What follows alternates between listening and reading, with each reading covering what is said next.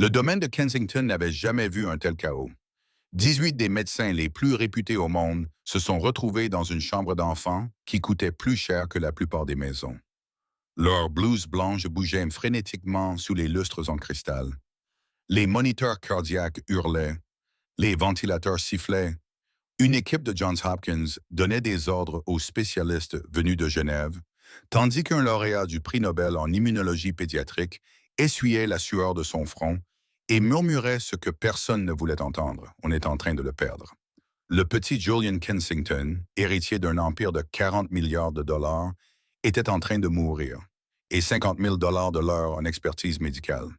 Personne ne pouvait expliquer pourquoi son petit corps avait pris la couleur du crépuscule. Lèvres bleues, doigts bleus, une étrange éruption cutanée se propageait sur sa poitrine comme une accusation. Tous les tests étaient sans conclusion. Tous les traitements échouaient et à travers la fenêtre de l'entrée des domestiques, le visage collé contre la vitre qui n'avait jamais été nettoyé pour quelqu'un comme lui, se tenait Léo, 14 ans, fils de la femme de ménage de nuit, vêtu d'un manteau trop fin pour 3 hivers et de chaussures maintenues ensemble par la prière. Il avait passé toute sa vie à être invisible dans ce domaine. Le garçon qui marchait en marge, qui remarquait tout parce que personne ne le remarquait jamais. Il fixait la plante en pot sur le rebord de la fenêtre de la nurserie. Celle qui était arrivée 3 jours plus tôt. Celle qui avait laissé un résidu huileux jaunâtre sur les gants du jardinier. Des gants qui avaient touché les barreaux du lit du bébé lors du nettoyage de la veille. Celle que tous les génies dans cette pièce avaient ignorée 17 fois sans y jeter un second regard. Les mains de Léo tremblaient. Il savait ce que c'était. Sa grand-mère, qui avait soigné la moitié du quartier le plus pauvre de Kingston, avec rien d'autre que des herbes et sa foi, lui avait appris à reconnaître ce motif de feuille avant même qu'il sache lire. Digitalis, trompette du diable, tueuse d'anges. Les médecins étaient sur le point d'ouvrir ce bébé à la recherche de réponses. La réponse se trouvait dans un pot en céramique entouré d'un ruban. Léo regarda la fenêtre, puis le gardien de sécurité qui faisait sa ronde, puis le visage de sa mère à travers la porte de la cuisine, la femme qui l'avait mis en garde 1000 fois. Reste invisible. Reste en sécurité. Ne leur donne pas une raison de nous expulser. Il pensa à ce qui se passerait s'il avait tort. Puis il pensa à ce qui se passerait s'il avait raison et ne faisait rien. Léo serra son manteau, prit une inspiration et courut. Que risquerais-tu pour sauver une vie que le monde considère comme ne te regardant pas? Léo avait appris à marcher sans faire de bruit dès l'âge de 6 ans. Personne ne lui avait enseigné cette compétence. C'était une question de survie. Quand on vivait dans la maison du gardien, au bord du domaine d'un milliardaire, une maison si petite qu'elle aurait pu tenir dans le dressing de la famille Kensington, tu apprends vite que ton existence est tolérée, mais pas bienvenue. Tu apprends à te déplacer comme de la fumée, à respirer comme un secret, à devenir si petit, si silencieux, si insignifiant que les gens riches qui flottent dans leur vie de marbre n'ont jamais à être dérangés par le rappel que tu es en vie. Sa mère, Grace, avait travaillé pour la famille Kensington pendant 11 ans. Elle avait commencé quand Léo n'avait que 3 ans, frottant les sols à 4 pattes, tandis que des femmes enceintes en robe de créateur enjambaient son corps comme s'il faisait partie du mobilier. Elle avait travaillé malgré 2 fausses couches, une pneumonie qui avait failli la tuer et la mort lente de tous les rêves qu'elle avait jamais eus pour elle-même. En plus, Léo avait un toit au-dessus de sa tête et de quoi manger. On a de la chance, lui disait-elle toutes les soirs.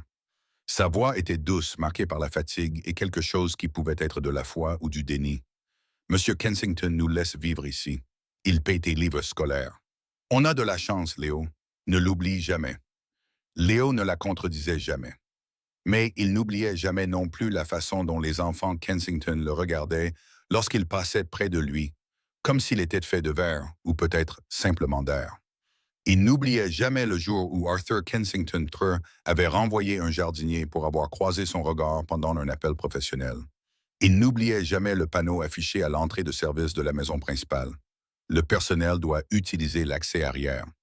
Présence visible interdite dans les jardins principaux pendant les heures réservées à la famille. Béni, bien sûr. Si tu es déjà accro à l'histoire de Léo, tu ne voudras pas manquer la suite. Abonne-toi dès maintenant et active les notifications pour ne manquer aucun chapitre de cette aventure. Le domaine Kensington s'étendait sur 47 acres de perfection manucurés dans les collines surplombant la ville. Il y avait des jardins conçus par des paysagistes célèbres, des fontaines importées d'Italie et un labyrinthe de haies qui avait été présenté dans 3 magazines d'architecture. Il y avait un cours de tennis, un héliport et une piscine en forme d'écusson familial. Il y avait un garage pour 12 voitures remplies de véhicules qui coûtaient plus cher que la maison de la plupart des gens, et une cave à vin qui contenait des bouteilles plus vieilles que l'aurait été la grand-mère de Léo si elle avait vécu. Léo en connaissait chaque recoin, non pas parce qu'il avait le droit de l'explorer. Non, loin de là.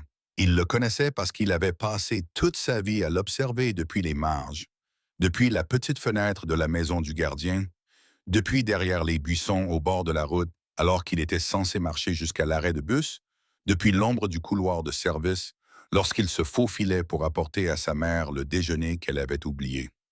Il avait cartographié le domaine dans son esprit comme d'autres enfants cartographient les niveaux d'un jeu vidéo. Il savait quelle caméra de sécurité avait des angles morts.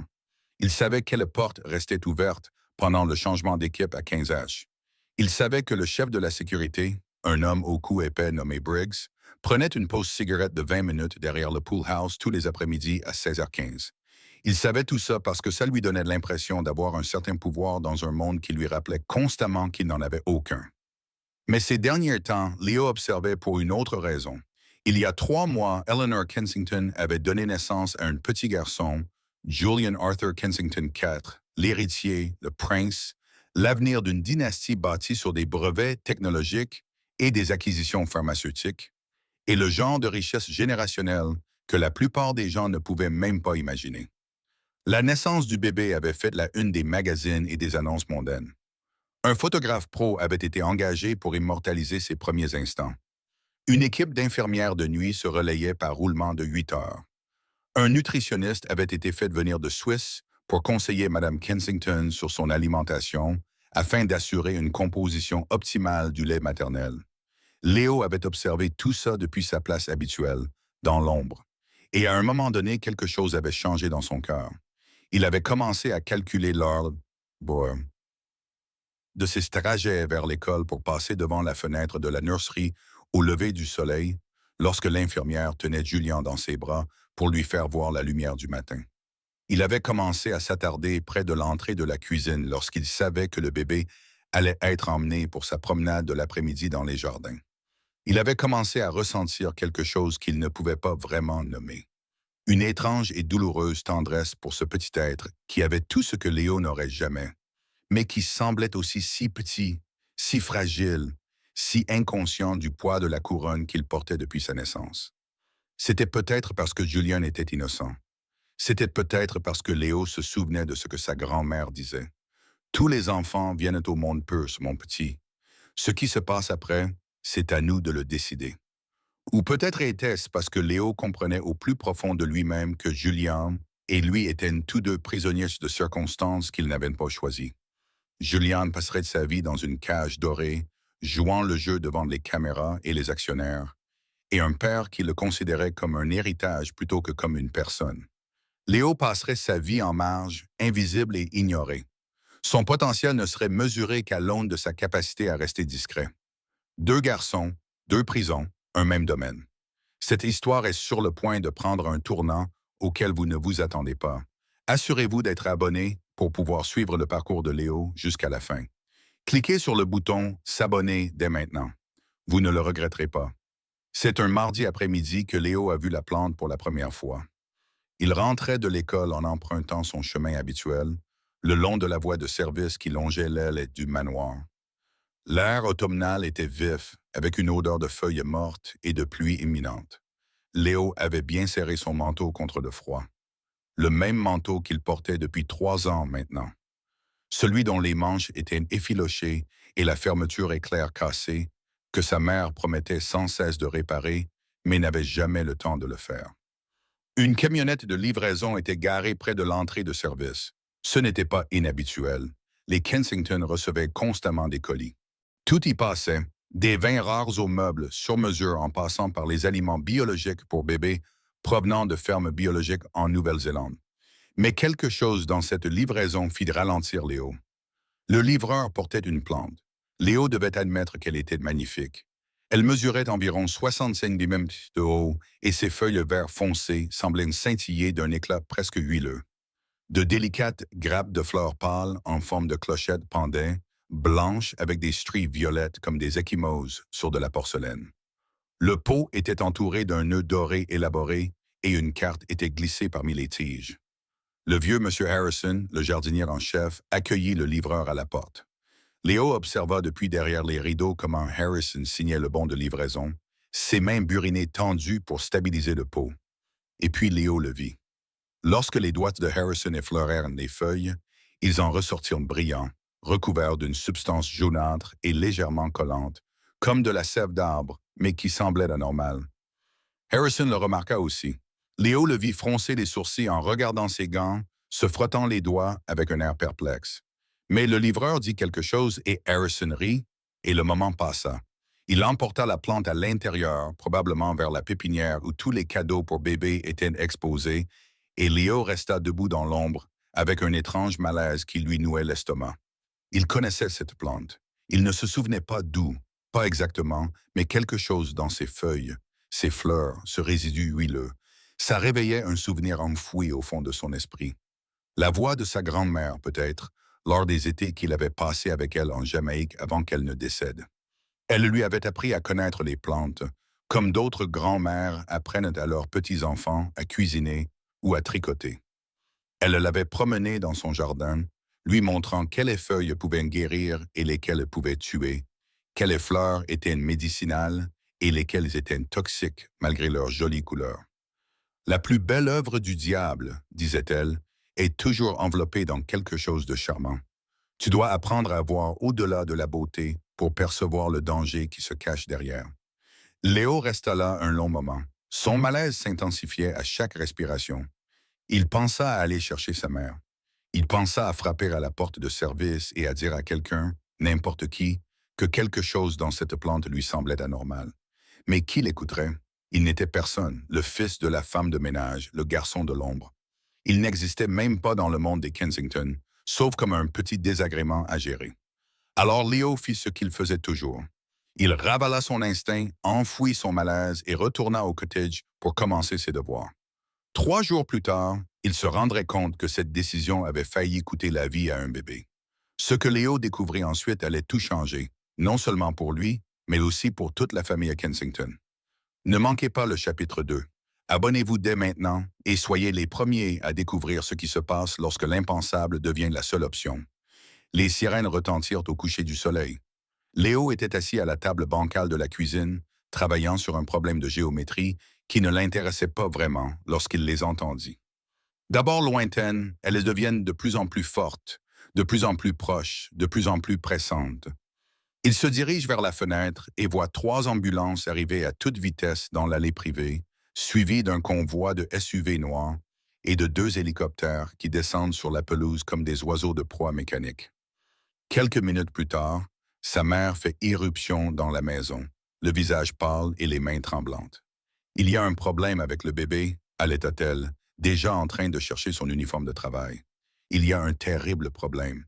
Ils appellent des médecins de partout. Je dois aller aider. Je dois y aller. Elle était partie avant que Léo n'ait pu dire un mot. Il resta debout à la fenêtre pendant des heures cette nuit-là, regardant le manoir illuminé, regardant des silhouettes en blouse blanche se précipiter devant la fenêtre de la nurserie, regardant les ombres du chaos danser sur les pelouses impeccablement entretenues.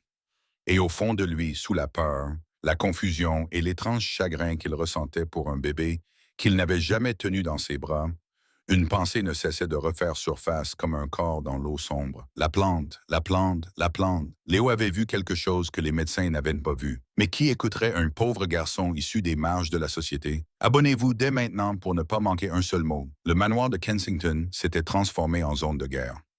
Léo n'avait jamais rien vu de tel. À travers la fenêtre de la nurserie, la même fenêtre contre laquelle il avait appuyé son visage 1000 fois pour apercevoir le bébé Julian qui dormait paisiblement dans son berceau italien sculpté à la main. Il ne voyait plus que le chaos. Des blouses blanches partout. Des machines dont il ne connaissait pas le nom, clignotant, bipant et hurlant dans une panique électronique. Des mains bougeant avec une précision frénétique. injectant, ajustant, mesurant, échouant, échouant sans cesse. Il s'était approché plus qu'il n'aurait dû, beaucoup plus près. Les équipes de sécurité étaient trop occupées par l'urgence médicale pour patrouiller leurs itinéraires habituels. Et Léo s'était faufilé à travers le labyrinthe de haies comme un fantôme, se positionnant derrière la fontaine ornementale, d'où il avait une vue dégagée sur les baies vitrées de la nurserie. Ce qu'il vit le fit frissonner. Le petit Julien, le minuscule et précieux Julien, que Léo avait vu apprendre à sourire à la lumière du matin, avait la couleur d'un bleu. Son petit corps gisait au centre d'une tempête médicale, entouré de plus d'équipements que Léo n'en avait jamais vu en un seul endroit. Des tubes sortaient de ses bras. Des moniteurs suivaient les battements de son cœur, qui s'étourdissait et trébuchait comme un homme ivre rentrant chez lui. Et sa peau, mon Dieu, sa peau était d'un terrible bleu grisâtre, couverte d'une éruption cutanée qui semblait s'étendre à mesure que Léo la regardait. Il avait l'air de mourir. Il avait l'air d'être déjà mort sans s'en rendre compte. Si cette histoire vous touche autant qu'elle m'a touché en l'écrivant, vous devez vous abonner dès maintenant. Ce qui va se passer ensuite restera à jamais gravé dans votre mémoire. Ne le manquez pas. Les médecins ont commencé à arriver dans l'heure qui a suivi l'arrivée de la première ambulance. Léo les a comptés à mesure qu'ils arrivaient. Des voitures noires et des hélicoptères ont déposé une armée de médecins de renom sur la pelouse de Kensington. Il a entendu sa mère murmurer leur nom à une autre femme de chambre avec une révérence terrifiée alors qu'elle se précipitait devant le cottage. Le Dr. Henrik Voss de l'Institut de médecine pédiatrique de Genève, le Dr. Yuki Tanaka, le neurologue de Tokyo qui avait sauvé le petit-fils du premier ministre japonais, le Dr. Michael Sterling de Johns Hopkins, dont la liste d'attente était de 3 ans et dont les honoraires s'élevaient, selon la rumeur, à 100 000 bayons, 5 dollars pour une simple consultation. Le Dr. Emera Ankwo, l'immunologiste nigériane britannique qui avait été nominé pour le prix Nobel. Le Dr. Samuel Chun, le Dr. Rebecca Morrison, le Dr. Alexander Petro, le Dr. Isabella Ruiz, 18 d'entre eux. 18 des plus grands esprits médicaux de la planète. Chacun d'entre eux était diplômé d'institutions auxquelles Léo n'aurait jamais pu espérer accéder. Chacun d'entre eux était armé de connaissances qui avaient nécessité des décennies et des millions de dollars pour être acquises. 18 experts et pas une seule réponse. Léo pouvait les voir à travers la fenêtre en train de se disputer. À présent, le Dr. Voss gesticulait avec emphase devant un tableau, tandis que le Dr. Sterling secouait la tête. Le Dr. Tanaka s'était éloigné du groupe, les bras croisés, l'air troublé. Un jeune médecin, dont Léo ignorait le nom, effectuait une nouvelle analyse de sang tandis qu'une infirmière changeait un autre sac de 4. Ils étaient perdus. Léo pouvait le voir dans leur langage corporel, dans la façon dont leur assurance avait commencé à s'effriter au fil des heures. Ces titans de la médecine, ces dieux des arts curatifs se tenaient dans une nurserie de 40 millions de dollars avec toutes les ressources du monde à leur disposition. Et ils n'avaient aucune idée de la raison pour laquelle un bébé de 3 mois était en train de mourir devant eux. Arthur Kensington se tenait dans un coin de la pièce, et Léo n'avait jamais vu un homme aussi brisé. Le milliardaire qui dirigeait les conseils d'administration écrasait ses concurrents et se déplaçait dans le monde comme s'il lui appartenait. Ce qui était en quelque sorte le cas, serrait la main de sa femme avec désespoir, les jointures blanchies. Eleanor Kensington n'avait pas arrêté de pleurer depuis des heures. Sa robe de créateur était froissée, son maquillage parfait détruit, son sang-froid de mondaine brisé en 1000 morceaux sur le sol en marbre italien. Leur bébé était en train de mourir, et tout leur argent ne pouvait pas le sauver. C'est le moment où tout change, même de il change. Mais tu ne le verras que si tu es abonné. Clique sur ce bouton maintenant. Léo est sur le point de faire quelque chose qui va choquer tout le monde, y compris lui-même. Léo regardait les médecins passer en revue leurs théories. Infection bactérienne. Ils ont gavé Julien d'antibiotiques qui n'ont rien fait. Inflammation virale. Ils ont essayé des antiviraux qui n'ont fait aucune différence.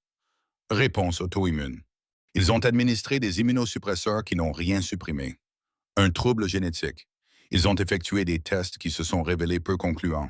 Une réaction allergique. Ils lui ont injecté de l'épinéphrine, qui aurait tout aussi bien pu être de Léo. Chaque théorie a émergé avec confiance et s'est effondrée dans la confusion. Chaque traitement a été administré avec précision et a échoué avec cruauté. Léo a observé tout cela à travers la fenêtre, les mains appuyées contre la pierre froide de la fontaine, le cœur battant à tout rompre, car il savait quelque chose qu'ils ignoraient. Il savait pour la plante. Elle était toujours là. Il pouvait la voir depuis l'endroit où il était accroupi. Posé sur le rebord de la fenêtre de la nurserie, ses fleurs pâles en forme de cloche captant la lumière crue des lampes médicales, ses feuilles sombres scintillant d'un éclat huileux. Les médecins passaient constamment devant elle. Ils ajustaient leur équipement autour d'elle. Ils posaient leurs tasses de café, leurs tablettes et leurs dossiers médicaux à côté d'elle sans y prêter attention. Elle était invisible à leurs yeux, faisant partie du décor. Tout comme Léo, il se souvenait maintenant des leçons de sa grand-mère, les souvenirs remontant à la surface avec une douloureuse clarté. Ils étaient assis sous son porche à Kingston, l'été de ses 9 ans. Elle lui montrait des images dans un vieux livre à la reliure en cuir craquelé. Celle-ci, disait-elle en montrant une illustration de fleurs en forme de clochette qui ressemblait presque exactement à celle de la nurserie. On l'appelle la trompette du diable. Les médecins sophistiqués l'appellent la digitaline. Elle est belle, certes, mais les huiles contenues dans ces feuilles peuvent ralentir le cœur d'un homme rien qu'en les touchant. Et si tu es petit, si tu es un bébé, avait-elle dit en secouant lentement la tête, même respirer l'air qui l'entoure trop longtemps peut empoisonner le sang. La grand-mère de Léo savait des choses qu'aucune école de médecine n'enseignait. Elle avait appris ces arts de guérison de sa mère. Qui les avait appris de sa mère? Qui les avait appris de ses ancêtres, qui n'avaient rien d'autre que les plantes qui les entouraient et la sagesse transmise à travers des générations de survie. Elle avait mis au monde des bébés dans des maisons sans électricité. Elle avait soigné des fièvres avec de l'écorce et des feuilles quand il n'y avait pas d'argent pour payer un médecin. Elle avait sauvé des vies grâce à des connaissances que les médecins sophistiqués auraient rejetées comme de la superstition. Et elle n'avait pas tout enseigné à Léo. Elle était morte avant d'avoir pu terminer, emportée par une attaque cérébrale alors qu'il avait 11 ans, le laissant avec des fragments de sa sagesse qui tourbillonnaient dans sa tête comme des graines dans une courge séchée. Mais elle lui avait enseigné suffisamment. Suffisamment pour reconnaître la forme de ses feuilles. Suffisamment pour se souvenir de l'avertissement concernant les résidus huileux. Suffisamment pour comprendre avec une horreur grandissante ce qui arrivait au bébé Julien. Les médecins cherchaient quelque chose à l'intérieur du bébé. Ils analysaient son sang à la recherche d'envahisseurs, examinaient ses organes à la recherche de défauts, cherchaient des erreurs dans son ADN. Ils cherchaient au mauvais endroit. L'ennemi n'était pas à l'intérieur de Julien. Il se trouvait à 1 mètre de son berceau, enveloppé dans un nœud doré, aussi joli qu'une image et aussi mortel qu'une vipère. Léo connaît la vérité, mais savoir n'est pas agir, et ce qu'il s'apprête à faire va lui coûter tout ce qu'il a. Abonnez-vous dès maintenant, car c'est au chapitre 3 que l'histoire prend tout son sens. Les heures s'écoulaient lentement, comme des animaux blessés. Léo restait à sa place derrière la fontaine, incapable de partir, incapable de détourner le regard. Ses jambes étaient crispées, ses doigts engourdis par le froid. Sa mère allait bientôt le chercher, folle d'inquiétude, mais il ne pouvait pas se résoudre à bouger. Il regarda le Dr. Sterling convoquer une réunion dans un coin de la nurserie, rassemblant les 17 autres médecins dans un groupe de costumes coûteux et d'expressions graves. Il ne pouvait pas entendre ce qu'ils disaient, mais il pouvait lire leur langage corporel, les hochements de tête, les mains écartées, la défaite qui s'installait sur eux comme de la cendre. Ils abandonnaient. Non, pas abandonner, se préparer. Léo vit l'un des médecins se diriger vers la porte, vers l'endroit où la salle d'opération avait été installée. Il vit un autre médecin commencer à préparer ce qui ressemblait à du matériel chirurgical. Ils allaient ouvrir ce bébé. Ils allaient fouiller son petit corps à la recherche d'une réponse qui n'était pas là. Et l'opération allait stresser son organisme déjà défaillant au-delà du point de non-retour. Et Julien allait mourir sur une table d'opération, entouré de 18 diplômes inutiles. Léo serra les poings. Il pensa à sa mère, à ce qui lui arriverait s'il faisait ce qu'il avait en tête. Elle perdrait son boulot. C'était sûr. Il serait expulsé du domaine, probablement poursuivi pour intrusion, voire pire. Tout ce qu'elle avait sacrifié pendant 11 ans serait détruit parce que son fils n'avait pas su faire profil bas et rester invisible comme il était censé le faire. Il pensa à lui-même, à la facilité avec laquelle il pourrait simplement s'en aller, retourner au cottage et faire comme s'il n'avait rien vu, rien compris. Il n'était personne, juste le fils de la femme de ménage. Ce qui arrivait aux enfants du milliardaire ne le concernait pas et ne le regardait pas. Il pouvait faire profil bas, finir ses études, peut-être obtenir une bourse quelque part, faire quelque chose de sa vie sans prendre ce risque insensé. Il pensait à sa grand-mère, à la façon dont elle le regardait lorsqu'elle lui enseignait les plantes, la guérison, le savoir transmis de génération en génération par des gens qui n'avaient rien d'autre que les uns les autres et la terre sous leurs pieds. Cette sagesse est ton héritage, lui disait-elle. Pas l'argent, pas la terre. C'est ce que je te transmets en ce moment même. Promets-moi que tu l'utiliseras quand ça comptera. Il avait promis. Il avait promis. Et puis, il avait passé des années à avoir honte de cet héritage. Il avait honte de sa grand-mère qui n'avait jamais appris à lire, qui parlait avec un accent qui faisait croire aux gens qu'elle n'était pas instruite, qui soignait avec des herbes et des prières, alors que les vrais médecins utilisaient des machines et des médicaments. Il voulait être moderne, sophistiqué, acceptable. Il voulait être tout sauf le descendant d'esclaves qui avaient dû trouver leur propre remède parce que personne d'autre ne les aidait. Mais à ce moment précis, cet héritage était la seule chose qui pouvait sauver la vie de Julien. Et Léo était le seul à le porter. Que feriez-vous? Risqueriez-vous tout? Votre maison, le boulot de votre mère, tout votre avenir pour un bébé dont la famille n'a même jamais reconnu votre existence? Léo est sur le point de faire son choix. Assurez-vous d'être abonné pour voir ce qui va se passer ensuite. Léo regarda une dernière fois la fenêtre de la nurserie. Les moniteurs de Julien affichaient une ligne plate. Les médecins s'affairaient criant des ordres, se préparant pour une opération d'urgence qui, Léo le savait au plus profond de lui-même, tuerait le bébé plus rapidement que le poison déjà présent dans son organisme. Il pensa à ce que ferait sa grand-mère. Puis Léo se leva de derrière la fontaine, sortit de l'ombre qu'il avait cachée toute sa vie et se mit à courir vers le manoir. Il n'avait aucun plan, aucune stratégie, aucune idée de la façon dont il allait passer la sécurité, les médecins, Arthur Kensington lui-même. Il savait juste qu'il devait essayer. Que s'il s'en allait maintenant et que le bébé mourait, il en porterait le poids pour toujours. Que certaines choses étaient plus importantes que rester en sécurité, que rester invisible, que protéger une vie qui n'était pas vraiment une vie de toute façon. Ses pieds martelaient l'herbe soigneusement entretenue. L'air froid lui brûlait les poumons.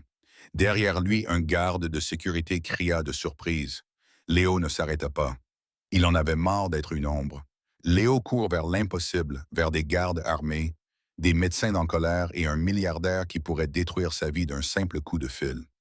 Ce qui va se passer ensuite fera de lui un héros ou un criminel, peut-être les deux. Abonnez-vous dès maintenant pour ne pas manquer le moment où tout va changer. Léo a foncé à toute vitesse vers l'entrée de service. La porte n'était pas verrouillée. Dieu merci, le personnel était distrait et il s'est précipité dans le chaos de la cuisine. Les traiteurs engagés pour un dîner qui n'aurait jamais lieu étaient figés à leur poste, le visage pâle, reflétant l'angoisse de la crise médicale qui se déroulait à l'étage. Un sous-chef a laissé tomber une casserole en cuivre qui a résonné dans les couloirs en marbre. Quelqu'un a crié. Léo n'a pas ralenti. Il connaissait cette maison. Il avait mémorisé chaque couloir, chaque raccourci, chaque escalier de service que la famille n'utilisait jamais, mais que le personnel empruntait quotidiennement. Ses pieds l'ont porté à travers la cuisine, devant le garde-manger, vers l'escalier étroit des domestiques qui montait au deuxième étage comme une colonne vertébrale secrète, cachée à l'intérieur du corps doré du manoir. « Hé, arrête-toi là, Briggs! » Léo entendit les pas lourds du chef de la sécurité résonner derrière lui. Il entendit le grésillement d'une radio lorsque Briggs appela des renforts. Mais Léo était plus petit, plus rapide et désespéré d'une manière que Briggs ne pouvait pas comprendre. Il monta les escaliers 3 par 3, ses chaussures usées glissant sur le bois poli, sa main agrippant la rampe si fort que ses jointures en souffraient. Deuxième étage, elle est. La nurserie se trouvait au bout du couloir après les portraits de famille, les vases anciens et le papier peint en soie qui coûtait plus cher au mètre carré que ce que sa mère gagnait en un mois.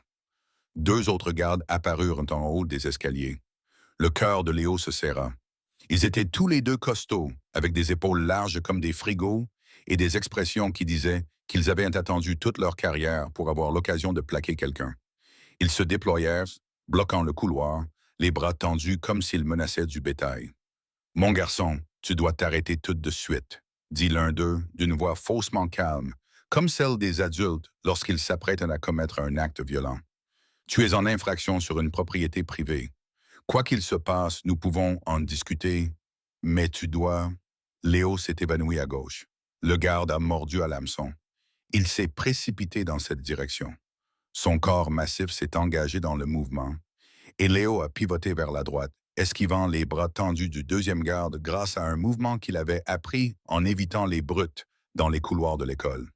Il a senti des doigts effleurer son manteau, ce vieux manteau usé à la fermeture éclair cassée, puis il les a dépassés, sprintant dans le couloir vers la porte de la crèche. Léo se bat pour sa vie et celle de Julien. Mais le plus dur n'a même pas encore commencé. Si tu n'es pas abonné, tu vas rater le moment le plus intense de toute cette histoire. Abonne-toi maintenant. La porte de la nurserie était fermée. Léo pouvait entendre des voix de l'autre côté. Des termes médicaux urgents qu'il ne comprenait pas se mêlaient au bourdonnement électronique régulier des machines qui perdaient la bataille. Il n'a pas frappé, il n'a pas hésité. Il a attrapé la poignée et a ouvert la porte avec suffisamment de force pour la faire s'écraser contre le mur. 18 têtes se sont tournées vers lui. 18 visages ont affiché la surprise, puis la confusion, puis l'indignation. La pièce sentait l'antiseptique, la peur et autre chose, quelque chose de sucré et légèrement pourri que Léo a immédiatement reconnu. La plante, dont le poison était dans l'air même, avait lentement saturé la nurserie pendant des jours. C'est quoi ce bordel? Sécurité, sécurité. C'est qui ce gamin? Faites-le sortir d'ici. Les voix se sont abattues sur lui comme des vagues. Mais les yeux de Léo étaient fixés sur une seule chose, le berceau au centre de la pièce, entouré de machines, de moniteurs et d'hommes en blouse blanche qui avaient déjà commencé à se remettre au boulot, le considérant comme une perturbation mineure dont d'autres devaient s'occuper. Julien était allongé dans ce berceau. Sa petite poitrine bougeait à peine. Sa peau était passée du bleu au gris, comme un ciel d'hiver juste avant une tempête. L'éruption cutanée s'était maintenant propagée sur tout son torse, une constellation furieuse de marques en relief que les médecins avaient biopsiées, testées et analysées sans comprendre.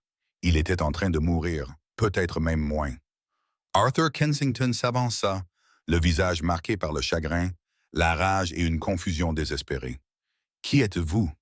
Comment êtes-vous entré ici? » « Guards, sortez immédiatement ce garçon de la chambre de mon fils. » Les gardes s'étaient déjà jetés sur Léo. Il sentit des mains lui saisir les épaules. Il se sentit soulevé du sol. Il sentit le monde basculer alors qu'il commençait à le traîner vers la porte. « La plante! » hurla Léo, luttant de toutes ses forces contre leur emprise. « C'est la plante, celle qui est sur le rebord de la fenêtre. C'est de la digitaline, c'est un poison. » Les gardes ne s'arrêtèrent pas. Bien sûr qu'ils ne s'arrêtèrent pas. Ce n'était qu'un gamin. Un pauvre gamin. Un gamin noir dans un manteau sale qui criait des absurdités dans une pièce remplie des plus grands esprits médicaux du monde. Pourquoi quelqu'un l'écouterait-il? S'il vous plaît. La voix de Léo se brisa, se rompit, se transforma en quelque chose de brut et de suppliante. Ma grand-mère m'a appris à reconnaître les plantes. Celle-là, c'est la trompette du diable. Elle est toxique. Son huile se répand partout où elle touche et le bébé la respire depuis des jours. Vous devez la retirer d'ici. Vous devez l'enlever, dit Arthur Kensington froidement. C'est maintenant que l'ordinaire se sépare de l'extraordinaire. Ce que Léo va faire ensuite va vous hanter. Abonnez-vous maintenant. Vous devez aller jusqu'au bout. Quelque chose en Léo s'est brisé. Pas cassé, brisé. Comme un élastique trop tendu, comme un os poussé au-delà de sa limite. Il avait passé toute sa vie à être invisible, silencieux, sage. Il avait ravalé sa voix 1000 fois, réprimé ses opinions, s'était fait petit pour que les riches et les puissants ne soient pas dérangés par son existence. Et où cela l'avait-il mené? Ici, tiré hors d'une pièce par des gardes, alors qu'un bébé mourait parce que personne n'écoutait le fils de la femme de chambre, Léo s'est affaissé dans les bras des gardes. Une astuce qu'il avait apprise en regardant des documentaires sur la nature. Comment les proies faisaient parfois semblant d'être mortes pour semer la confusion chez des prédateurs. La prise des gardes s'est légèrement relâchée, leur corps s'adaptant à ce qu'ils pensaient être une reddition. Puis Léo se tordit. Il laissa soudainement tomber son poids, glissant entre leurs mains comme de l'eau entre les doigts.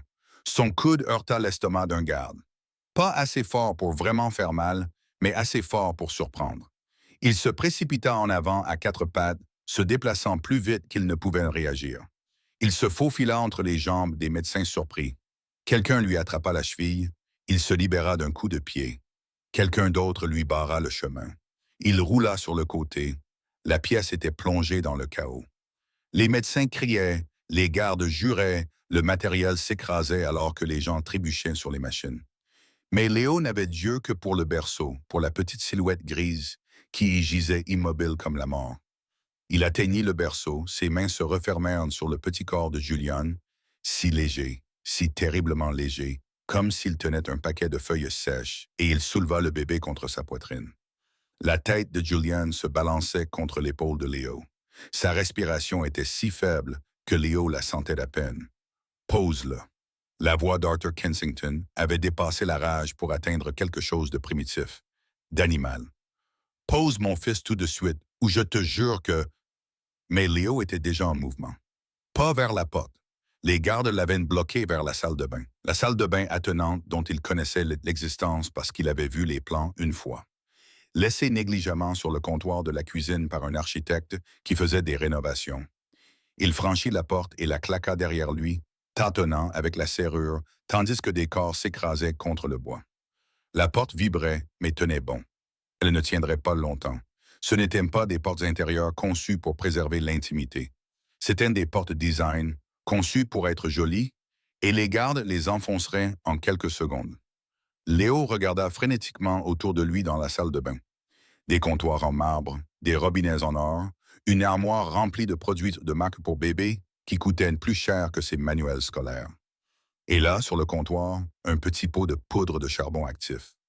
Le genre de produit que les parents riches achetaient pour prendre soin naturellement de leur bébé, 4 masques pour le visage, des traitements de blanchiment des dents et de détoxification dont ils avaient entendu parler dans les magazines. La voix de sa grand-mère résonna dans sa mémoire. Le charbon élimine les toxines du corps. Mon petit, les anciens brûlaient du bois et le broyaient précisément pour ça. Il se lie aux toxines et les élimine. La porte claqua à nouveau. Le bois se fendit. Léo agit instinctivement, guidé par des connaissances ancrées dans ses os plutôt que dans son cerveau. Il attrapa la poudre de charbon de bois d'une main tout en berçant Julien de l'autre. Il ouvrit le robinet d'eau froide car il n'avait pas le temps d'attendre que l'eau se réchauffe et se mouilla les doigts. Les yeux de Julien s'ouvrirent. Ils étaient vitreux, flous, mais vivants. Toujours vivants. « Je suis désolé, » murmura Léo. « Je suis vraiment désolé. Ça va te sembler bizarre, mais je te promets que j'essaie de t'aider. Je te le promets. » Il mélangea le charbon avec de l'eau dans sa paume, créant une fine pâte noire. Il inclina doucement la tête de Julian en arrière, avec précaution, comme il avait vu sa grand-mère le faire avec les enfants malades à Kingston lorsqu'elle leur administrait ses remèdes. La porte explosa vers l'intérieur. Ça y est, le moment de vérité. Tout ce que Léo a risqué, sa maison, le boulot de sa mère, sa liberté, se joue dans les prochaines secondes. Si tu n'es pas abonné, tu vas rater la fin de cette histoire incroyable.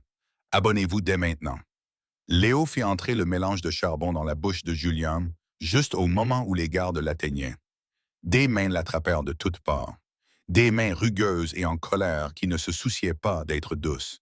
Il sentit son bras se tordre douloureusement derrière son dos. Il sentit ses genoux heurter le sol en marbre. Il sentit le bébé lui être arraché des bras. « Non !»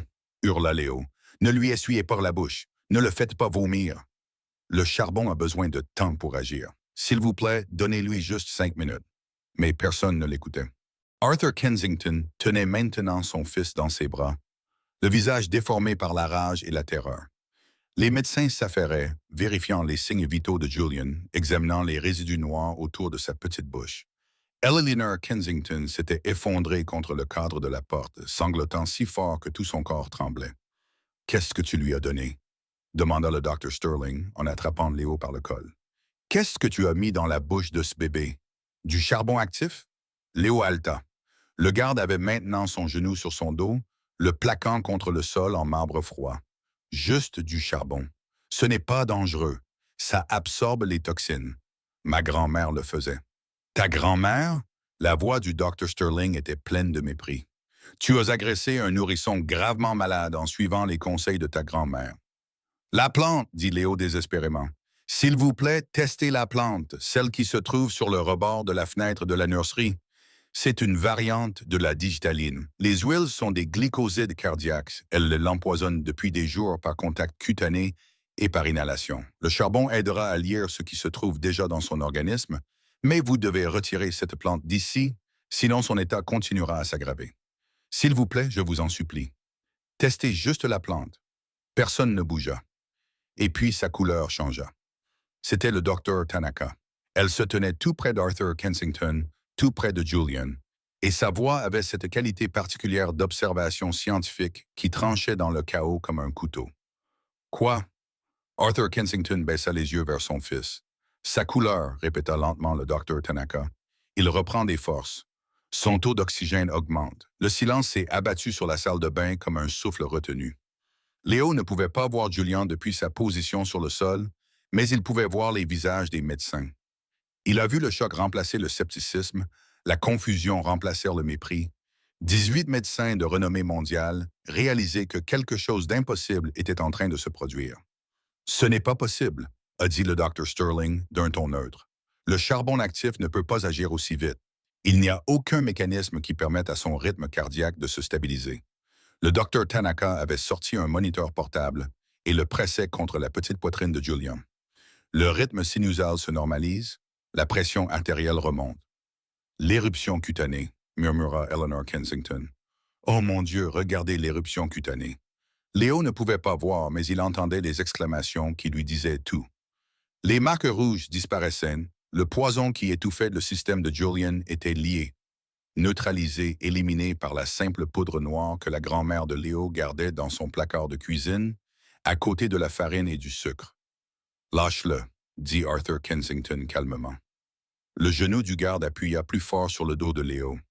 Monsieur, j'ai dit, lâche-le. La voix d'Arthur Kensington était différente maintenant. La rage avait disparu, remplacée par quelque chose que Léo ne pouvait pas identifier. Lâche ce garçon tout de suite. La pression sur la colonne vertébrale de Léo se relâcha. Il resta où il était pendant un moment, effrayé de bouger, effrayé d'espérer. Puis, lentement, péniblement, il se mit à genoux. Arthur Kensington le fixait. Julian le fixait aussi. Les yeux du bébé étaient maintenant clairs, concentrés, suivant le visage de Léo avec quelque chose qui pouvait être de la reconnaissance. La plante, dit Léo une fois de plus, d'une voix à peine plus forte qu'un murmure. S'il vous plaît, testez juste la plante. Le Dr. Sterling sortit de la salle de bain. 2 minutes plus tard, Léo l'entendit crier depuis la nurserie. Appelez une équipe de décontamination immédiatement. Tous ceux qui ont touché cette plante doivent se laver les mains et que quelqu'un appelle le centre antipoison. J'ai besoin de toutes les infos qu'ils ont sur la toxicité de la Digitalis Lonata. Léo ferma les yeux. C'était fini. D'une manière ou d'une autre, c'était fini. Julian allait vivre et Léo n'avait aucune idée de ce qui allait lui arriver ensuite. Léo avait sauvé le bébé. Mais maintenant venaient les conséquences et les questions qui pourraient tout détruire. Qui avait envoyé cette plante? Et que ferait Arthur Kensington au garçon qui s'était introduit chez lui, avait agressé son personnel et avait forcé son fils en bas âge à avaler un médicament? Abonnez-vous dès maintenant pour ne pas manquer un seul mot. Les 6 heures suivantes se sont écoulées dans un brouillard de lumière fluorescente et de voix étouffées. Léo était assis sur une chaise devant la nurserie.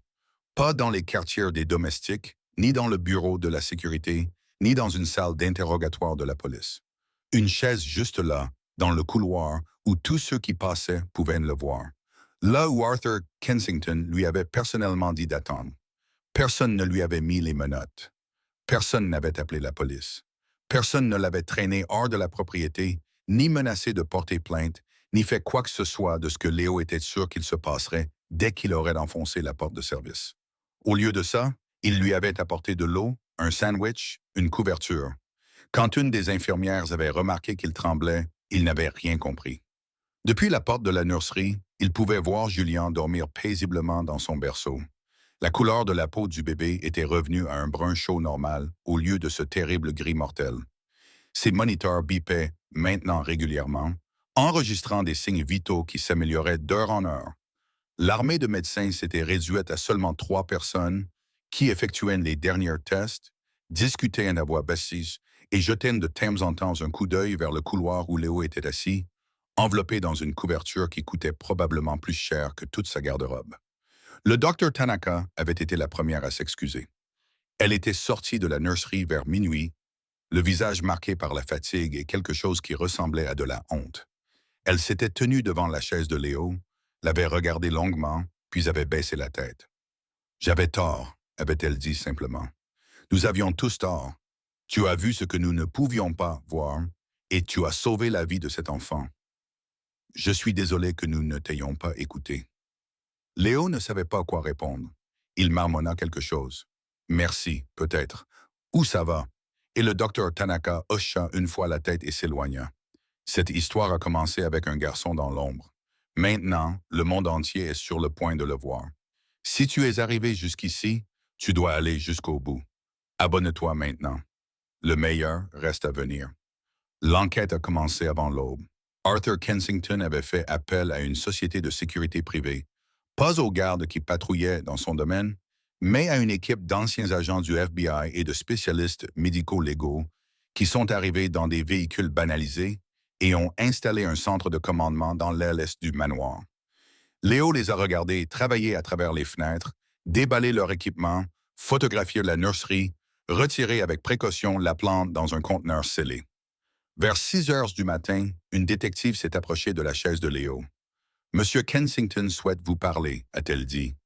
Sa voix était neutre, professionnelle. « Êtes-vous prêt? » Léo a senti son estomac se nouer. Ça y était, le moment où la gratitude prendrait fin et où la réalité commencerait. Le moment où Arthur Kensington se souviendrait que Léo était toujours un intrus, toujours un inconnu, toujours le fils de la femme de ménage qui s'était introduit chez lui et avait touché son bébé sans permission. « Oui, madame, » répondit Léo. « Parce que pouvait-il dire d'autre? » Elle le conduisit dans le couloir, devant les portraits de famille et les vases anciens qu'il avait dépassés à toute vitesse quelques heures plus tôt, devant l'escalier de service où il avait esquivé les gardes, devant une centaine de petits rappels des barrières invisibles qu'il avait passé toute sa vie à ne jamais franchir. Arthur Kensington attendait dans son bureau. Léo n'était jamais entré dans cette pièce.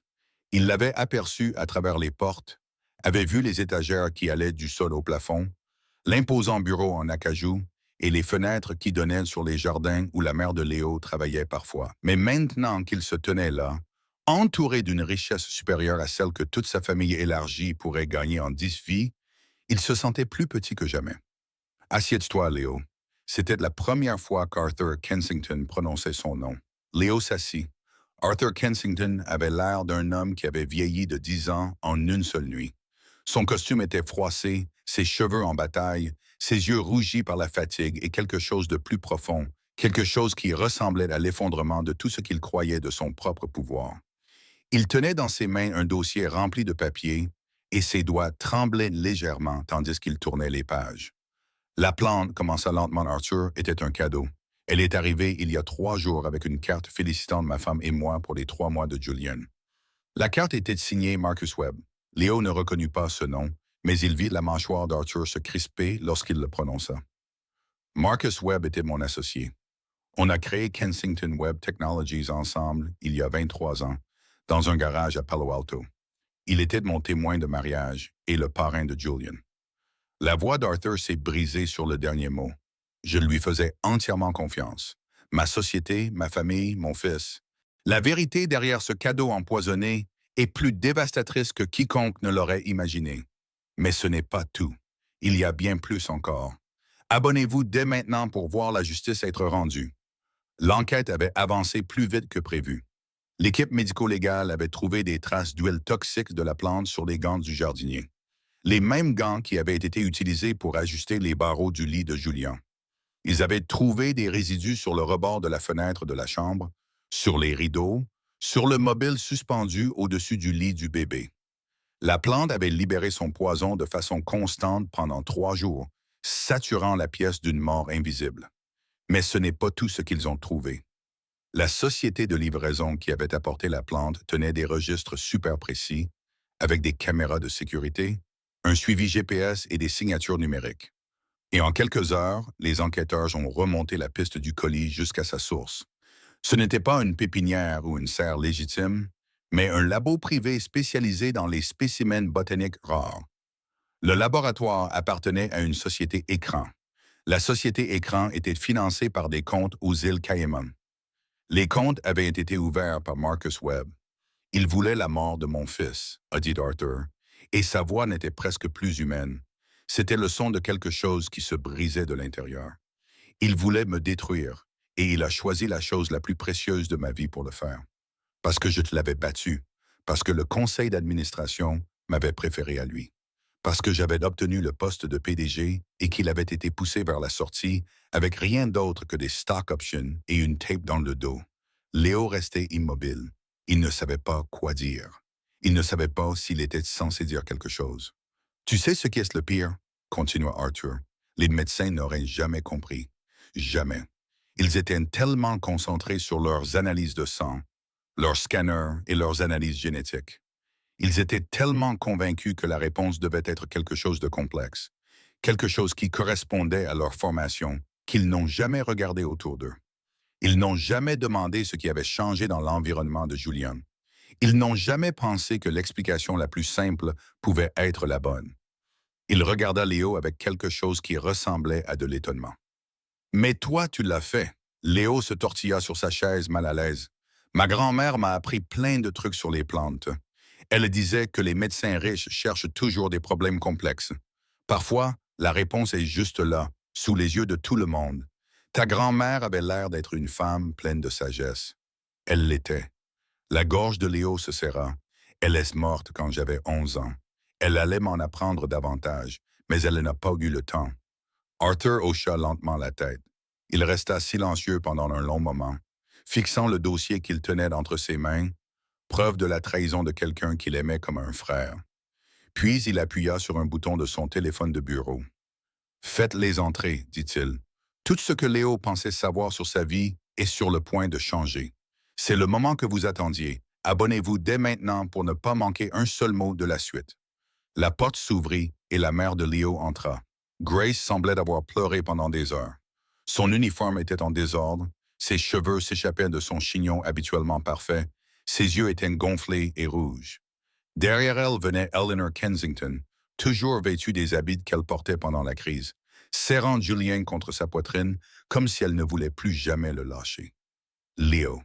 Grace se précipita vers son fils et le serra si fort dans ses bras qu'il pouvait à peine respirer. « Léo, mon bébé, j'avais tellement peur. Ils m'ont raconté ce que tu as fait. Ils m'ont dit que tu t'étais introduit dans la maison et que les gardes t'avaient poursuivi.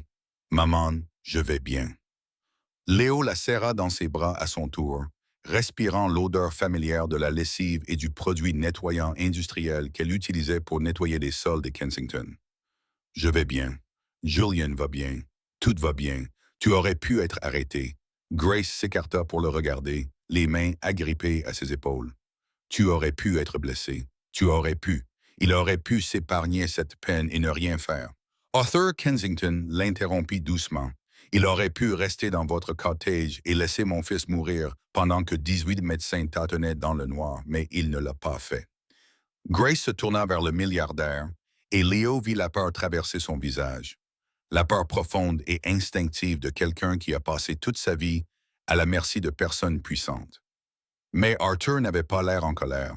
Il avait l'air humble. « Madame Carter, dit-il, utilisant le nom de famille de sa mère avec un respect que Léo n'avait jamais entendu de la part de quiconque dans ce domaine. Votre fils est la seule raison pour laquelle mon fils est en vie aujourd'hui. Les médecins ont échoué. La sécurité a échoué. J'ai échoué. Mais Léo, la voix d'Arthur se brisa. Il s'arrêta, se ressaisit, puis reprit. Léo s'est précipité dans un bâtiment rempli de gens qui le considéraient comme une menace. Il s'est battu contre des gardes qui auraient pu le blesser gravement. Il a attrapé un bébé gravement malade et lui a administré un traitement qui allait à l'encontre de tout ce que disaient les experts médicaux. Il a fait tout cela en sachant que s'il se trompait, cela ruinerait vos deux vies. Il n'avait pas tort, dit doucement Eleanor Kensington.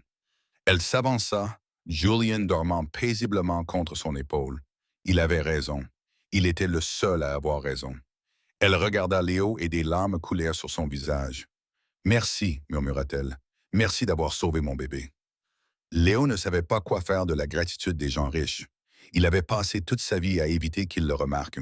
Et maintenant, il le regardait comme s'il était quelque chose de précieux, plutôt que quelque chose à gérer. Je ne pouvais pas le laisser mourir, dit Léo, mal à l'aise.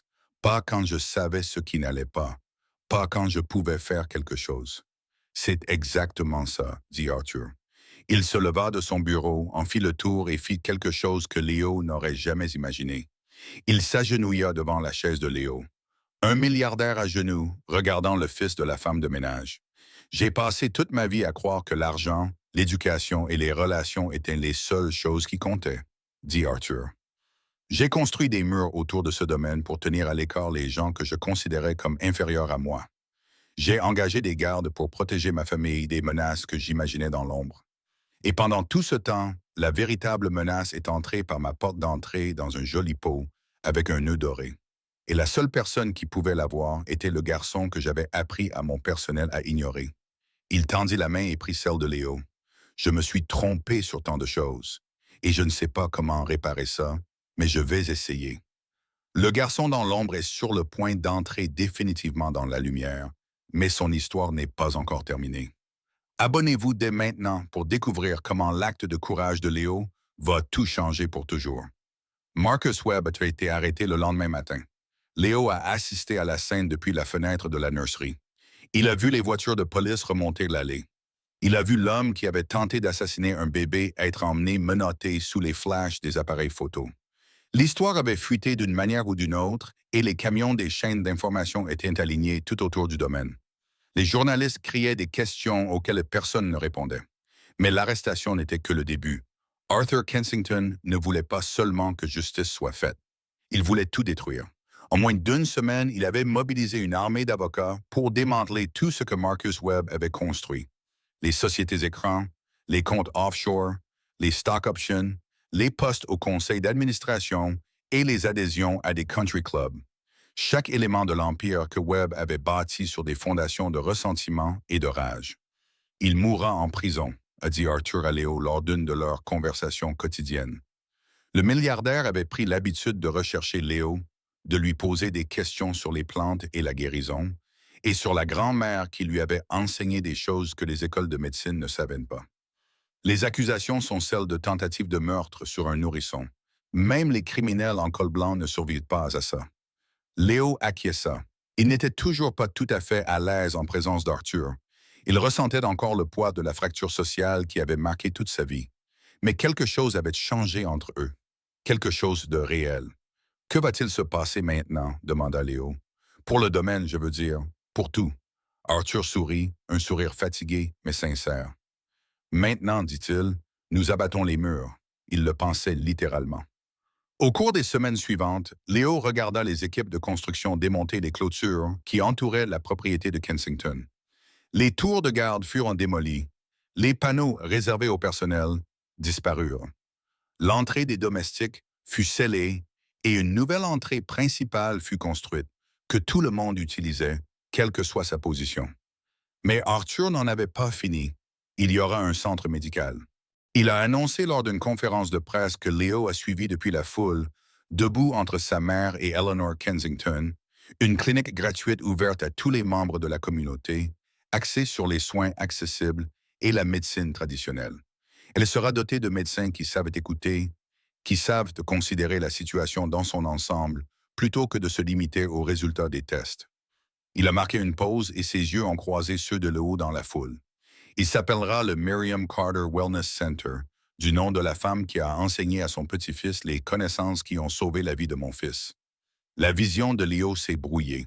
Le nom de sa grand-mère sur un vrai bâtiment où de vraies personnes recevraient une aide réelle grâce à ce qu'elle lui avait enseigné sous un Porsche à Kingston il y a 12 ans. Grace pleurait à côté de lui. Mais ce n'étaient pas les larmes de peur qu'il avait vues tant de fois auparavant. Des larmes d'inquiétude au sujet du loyer, de la sécurité de l'emploi et de la question de savoir s'ils allaient réussir à passer le mois. Celles-ci étaient différentes. C'étaient les larmes de quelqu'un qui venait de réaliser que ses sacrifices avaient valu la peine. Il y a encore une chose, dit Arthur dans les micros. Ma famille a une dette qu'elle ne pourra jamais rembourser entièrement. Nous commençons donc par ce que nous pouvons faire. Il m'a annoncé la création d'un fonds de bourse d'études, des frais de scolarité complets dans n'importe quelle université du monde pour Léo et les futurs enfants que Grace pourrait avoir. Il a annoncé la maison, pas la maison du gardien, mais une vraie maison sur la propriété, avec le nom de Léo sur l'acte de propriété aux côtés de celui de sa mère. Il a annoncé un poste pour Grace au conseil d'administration du nouveau centre médical, avec un salaire qui l'a fait haleter lorsqu'elle a entendu le montant.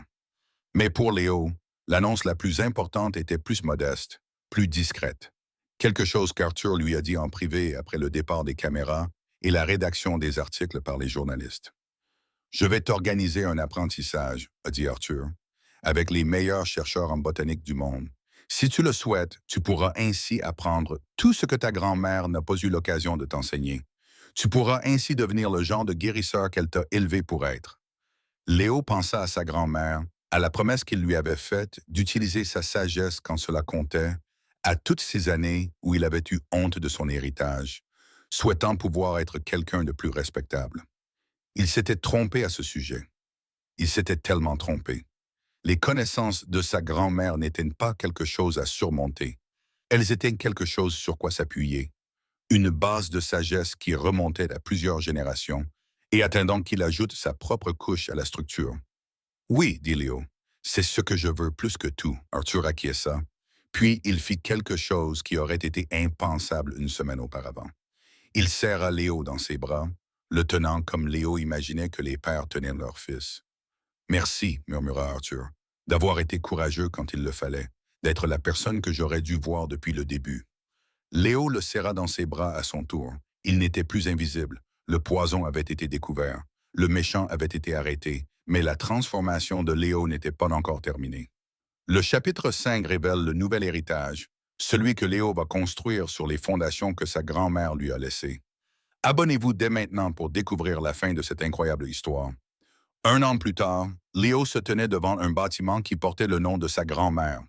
Le Miriam Carter Wellness Center brillait sous le soleil de l'après-midi, ses murs de verre reflétant les jardins qui l'entouraient. Des jardins que Léo avait lui-même aidé à concevoir, les remplissant des plantes médicinales que sa grand-mère lui avait appris à reconnaître. De la lavande pour l'anxiété, de la camomille pour le sommeil, de l'échania pour l'immunité, et dans une serre soigneusement contrôlée, une collection de spécimens toxiques derrière des portes verrouillées, utilisés pour former la prochaine génération de médecins à voir ce que 18 experts avaient autrefois manqué. Aujourd'hui, c'était le grand jour de l'inauguration. Léo tira sur le col de son nouveau costume, un cadeau d'Eleanor Kensington, taillé sur mesure pour lui, fait d'un tissu plus doux que tout ce qu'il avait jamais porté. Il n'était toujours pas tout à fait à l'aise dans des vêtements comme ceux-là. Une partie de lui ne le serait probablement jamais, mais il apprenait que le malaise n'était pas toujours une mauvaise chose. Parfois, ça voulait dire qu'on devenait une nouvelle version de soi-même. T'es prêt? Sa mère est apparue à ses côtés et Léo a eu le souffle coupé, comme à chaque fois qu'il la voyait désormais. Grace Carter avait changé au cours de l'année écoulée. Pas seulement ses vêtements, même si ceux-ci avaient aussi changé. Les uniformes usés avaient été remplacés par des tenues professionnelles adaptées à son nouveau poste. Mais quelque chose de plus profond avait changé. La tension constante dans ses épaules s'était atténuée. Les rides d'inquiétude autour de ses yeux s'étaient estompées. Elle se tenait plus droite maintenant, parlait plus fort, occupait l'espace d'une manière qu'elle n'avait jamais fait lorsqu'elle n'était que femme de ménage. Elle était directrice des relations communautaires pour le centre de bien-être. Elle avait un bureau avec son nom sur la porte. Elle avait des cartes de visite, du personnel et son mot à dire dans les décisions qui touchaient des milliers de personnes. Je ne sais pas, admit Léo. Il y a beaucoup de monde dehors. Grace sourit et lui serra la main. Il y a beaucoup de monde dehors grâce à toi, mon chéri. Ils sont venus voir le garçon qui a sauvé le fils d'un milliardaire avec du charbon de cuisine et la sagesse de sa grand-mère. J'ai eu de l'aide. Tu avais des connaissances, tu avais du courage, tu avais tout ce que ta grand-mère t'avait transmis. Les yeux de Grace brillaient. Elle serait si fière de toi, Léo. Si fière. Ce voyage a commencé avec un garçon qui croyait que sa pauvreté le rendait insignifiant. Regarde-le maintenant. Si cette histoire t'a touché, abonne-toi et partage-la avec quelqu'un qui a besoin d'entendre que sa voix compte. Le monde a besoin de plus de Laos. La foule à l'extérieur était plus nombreuse que Léo ne l'avait prévu. Des centaines de personnes remplissaient les jardins, débordant sur les pelouses qui étaient autrefois strictement interdites à toute personne ne disposant pas d'une invitation de Kensington. Il y avait des familles et des quartiers environnants, les communautés qui avaient toujours existé dans l'ombre du domaine, séparées par des clôtures, des chiens de garde et les murs invisibles des classes sociales. Il y avait des professionnels de la santé venus du monde entier pour découvrir ce nouveau modèle de soins de santé qui combinait la sagesse traditionnelle et la médecine moderne. Il y avait des journalistes, des photographes et des équipes de tournage qui immortalisaient chaque instant. Et au premier rang étaient assis Arthur et Eleanor Kensington, avec Julian sur les genoux d'Eleanor. Le bébé était en pleine forme, âgé de 14 mois, avec des joues potelées, des yeux brillants et un rire qui résonnait dans tout le jardin chaque fois que quelque chose le réjouissait. Il avait franchi toutes les étapes de son développement dans les délais prévus, sans montrer de séquelles durables de l'empoisonnement qui avait failli le tuer. Les médecins ont dit que c'était un miracle. Léo savait que ce n'était pas un miracle. C'était grâce au charbon actif, à une réaction rapide et à une grand-mère qui avait compris que la guérison passait par une approche globale et pas seulement par les mesures prises par les machines. Arthur s'est levé lorsque Léo s'est approché du podium, entraînant la foule dans des applaudissements qui ont envahi Léo comme une vague de chaleur. Un an auparavant, cet homme était une figure lointaine qu'on apercevait à travers les fenêtres. Puissant, inaccessible, appartenant à un monde dans lequel Léo ne pourrait jamais entrer. Maintenant, il était autre chose. Pas tout à fait un père, pas tout à fait un ami, mais quelque chose entre les deux. Un mentor, peut-être un croyant. Merci à tous d'être venus, dit Arthur dans le micro, sa voix portant à travers les jardins. Il y a un an, j'ai failli perdre mon fils. J'avais toutes les ressources du monde, pas l'argent, les relations, les meilleurs experts médicaux de la planète, et rien de tout cela n'était suffisant. J'étais impuissant, désespéré, regardant mon enfant mourir tandis que les gens à qui j'avais versé des millions de dollars ne pouvaient pas me dire pourquoi. Il fit une pause et Léo le vit jeter un coup d'œil vers le cottage où Léo et sa mère avaient vécu pendant tant d'années. Le cottage était toujours là, mais il avait été rénové, agrandi, modernisé, transformé en maison d'hôte pour les chercheurs en visite. Les Carter avaient emménagé dans une vraie maison sur la propriété, avec des chambres pour chacun d'entre eux, un jardin où Grace cultivait des légumes et une porte d'entrée qui donnait sur l'allée principale plutôt que sur l'entrée de service. Et puis, un garçon de 14 ans s'est introduit chez moi. Arthur a continué. Il a repoussé mes gardes de sécurité et a sauvé la vie de mon fils grâce à des connaissances qu'aucune école de médecine n'enseigne. Des connaissances transmises de génération en génération. Des connaissances que l'on m'avait appris à rejeter comme des superstitions. Des croyances populaires, des croyances ignorantes de gens qui ne savaient pas mieux. Sa voix se brisa légèrement. C'était moi qui ne savais pas mieux. C'était moi qui avais construit des murs si hauts que je ne pouvais pas voir la sagesse qui se trouvait juste à l'extérieur. Leo Carter m'a appris que l'expertise peut prendre de nombreuses formes et que parfois, les personnes que nous négligeons sont celles qui voient le plus clairement. Arthur Kensington a bâti un empire, mais il a fallu un pauvre garçon noir pour lui montrer ce qui compte vraiment. Si vous pensez que la voix de chacun mérite d'être entendue, abonnez-vous dès maintenant et partagez cette histoire. Faisons en sorte qu'elle atteigne tous ceux qui en ont besoin. Léo est monté sur le podium, les mains tremblantes. Imponente. Il avait écrit un discours, l'avait répété des dizaines de fois devant son miroir, devant sa mère, devant le berceau de Julian, tandis que le bébé riait en le voyant faire les 100 pas nerveusement. Mais maintenant qu'il se tenait là, face à cette foule de visages qui attendaient d'entendre ce qu'il avait à dire, les mots écrits sur ses fiches lui semblaient faux, trop lisses, trop parfaits, trop éloignés de qui il était vraiment. Il a donc mis ses fiches de côté et a parlé avec son cœur. Ma grand-mère s'appelait Miriam Carter, commença Léo. Elle est née à Kingston, en Jamaïque, dans une maison sans eau courante et avec un sol en terre battue. Elle n'a jamais appris à lire. Elle n'est jamais allée à l'école au-delà du CM1. Selon tous les critères utilisés dans le monde pour décider qui est important, elle n'était personne. Il regarda le bâtiment derrière lui, où son nom était gravé dans la pierre au-dessus de l'entrée. Mais elle a sauvé plus de vies que la plupart des médecins. Elle a aidé des mères qui n'avaient pas les moyens d'aller à l'hôpital à accoucher. Elle a soigné des fièvres avec des herbes quand il n'y avait pas d'argent pour acheter des médicaments. Elle s'est assise auprès de personnes mourantes, leur a tenu la main et leur a donné de la dignité alors qu'elles n'avaient plus rien d'autre.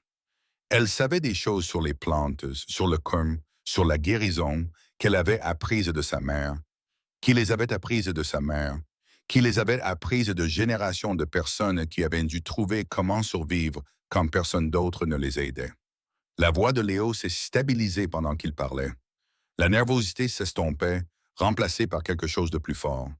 De la fierté peut-être, ou un but. Elle me disait souvent que notre savoir était notre héritage. Pas l'argent, pas la terre, pas les diplômes prestigieux, juste ce qu'elle avait mis dans ma tête et ce que je mettrais un jour dans celle de mes enfants.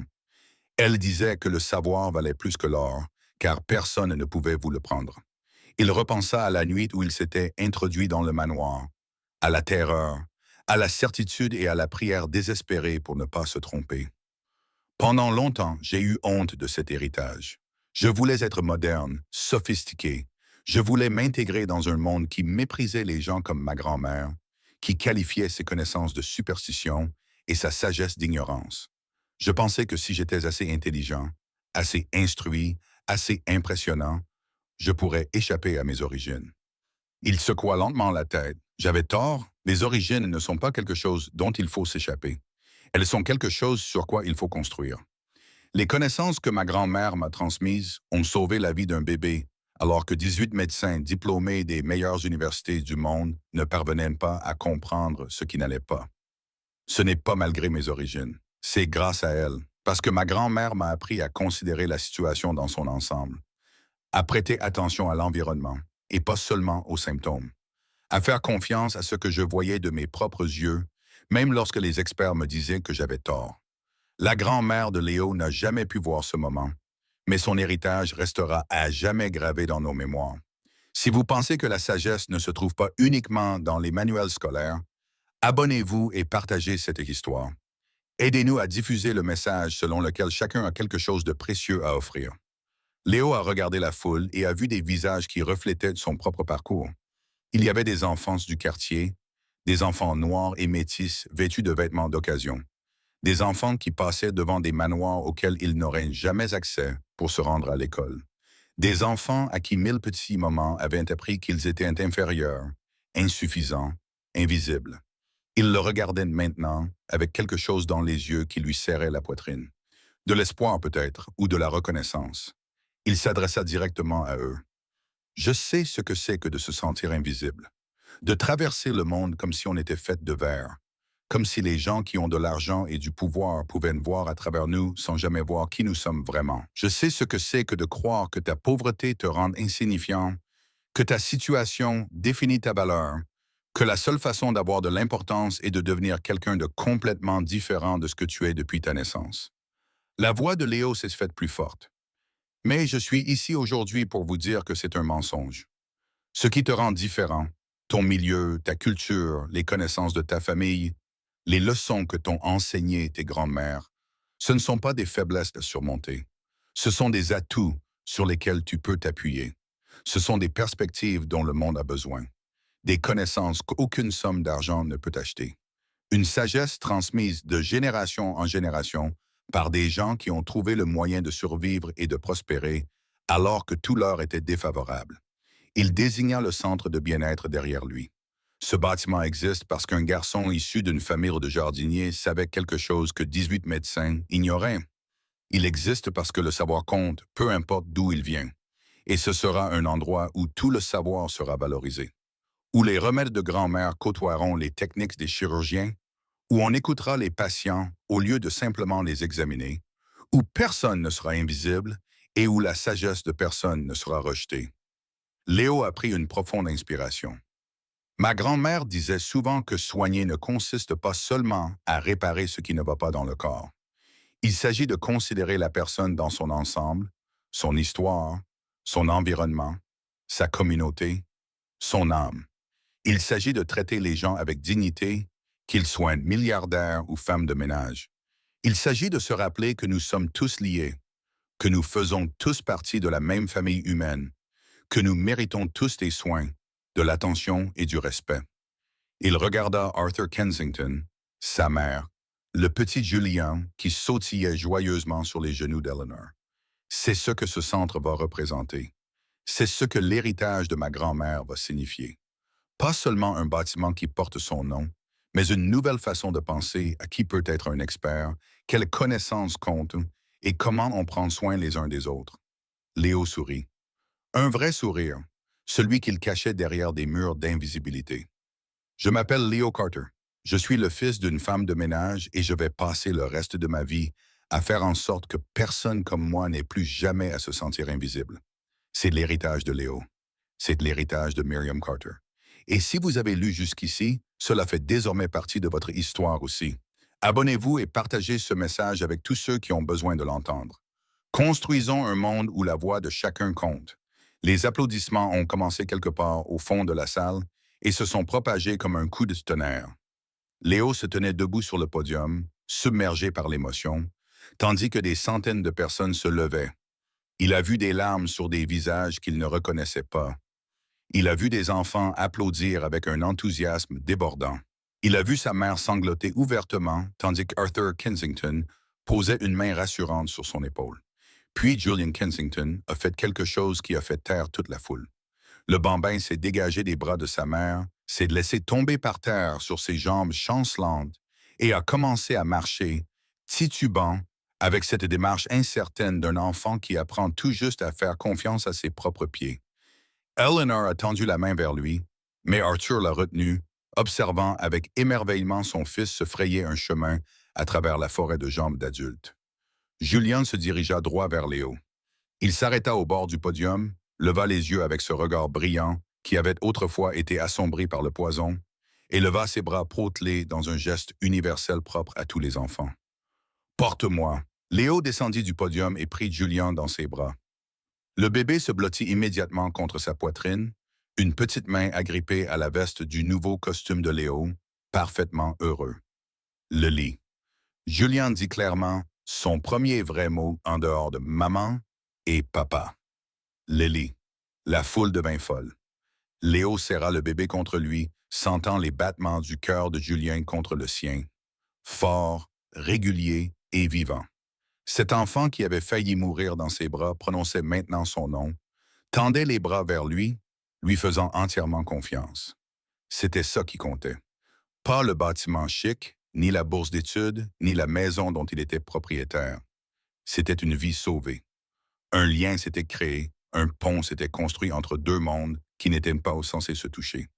Léo regarda le centre de bien-être qui portait le nom de sa grand-mère. Il regarda sa mère qui se tenait droite et fière pour la première fois de sa vie. Il regarda Arthur Kensington, le milliardaire qui avait appris à s'agenouiller.